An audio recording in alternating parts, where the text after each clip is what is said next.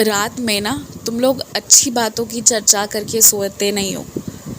कई दिन ना बहुत ख़तरनाक बातें, कुछ अपराध, कुछ जुल्म हुए हों, उसके बारे में सोचकर, उसके बारे में और सुनकर, उसे और देखकर, उस पर चिंतन करके सोने लगे हो। इसीलिए रात को बेचैन बेचैन होकर सोते हो। ये सब गलत है, ये सब करना बंद करो। तुम तो ये सोचते हो कई बार कि जिसके साथ जो होना है वो होकर रहेगा, लेकिन तुम ये सोचना भूल जाते हो कि तुम्हारी भक्ति, तुम्हारा जिद, तुम्हारा विश्वास इतना ज़्यादा है कि तुम्हारे साथ जो सो होकर नहीं रहेगा, तुम्हारे साथ अच्छा होता है और बहुत अच्छा होगा। तुम तो इतने ज़िद्दी हो कि अपनी हर बात मनवा लेते हो, और खुशी मैं तुम्हें ना दूँ ऐसा कैसे हो सकता है? फिर क्या फ़ायदा ये झोली लेकर चलने का, आशीर्वाद देने का? तो जब मैं संग में हूँ तुम्हारे, सब कुछ है, तुम्हें सब पता भी है, तो ऐसा काम क्यों करते हो? रात को सोने से पहले ना अच्छे सत्संग सुनो, मेरी लीलाओं को सुनो। कई बार मैंने तुमसे ये बात कहा है, कई बार कहा है, लेकिन तुम ना तो सुधरते हो और ना अपने परिवार वालों को इसके बारे में बताते हो, और फिर सब मिलकर इकट्ठे चिंता करते हो, जो बहुत गलत है।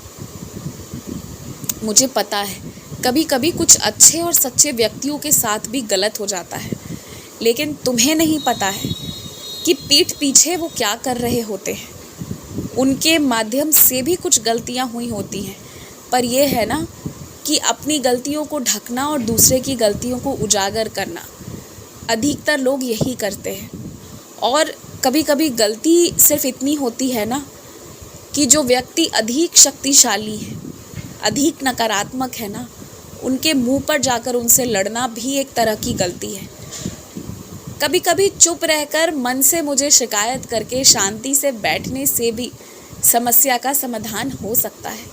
और मेरे भक्तों को तो यही करना चाहिए कि मुझसे पहले बात करना चाहिए, पहले मुझसे शिकायत करनी चाहिए, और पहले मुझसे कहना चाहिए कि बाबा आप रास्ता बताओ, मैं कहूँ या मैं चुप रहूँ, आप कहलवाओगे। तो ये होना चाहिए तरीका। पर नहीं, जो लोग ये तरीका नहीं अपनाते हैं, जो भगवान पर भरोसा रखने की बजाय खुद ही को भगवान समझ बैठते हैं और खुद ही सोचते हैं कि सारा सफाया कर देंगे, तो ऐसे में परेशानी उत्पन्न होती है।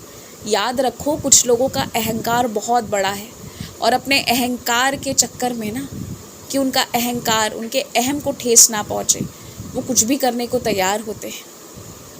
दिमाग नहीं है इतना उनके पास, इतना विवेक नहीं है उनके पास, क्योंकि धन दौलत चकाचौंध की ज़िंदगी ने ना उन्हें अपनी परंपराओं, अपने धर्म से, अपने जड़ों से दूर कर दिया है। तो खतरनाक से खतरनाक लोग भी पराजित हो जाएंगे तुमसे, लेकिन धैर्य से काम लेना पड़ेगा, और हर व्यक्ति को धैर्य से काम लेना चाहिए।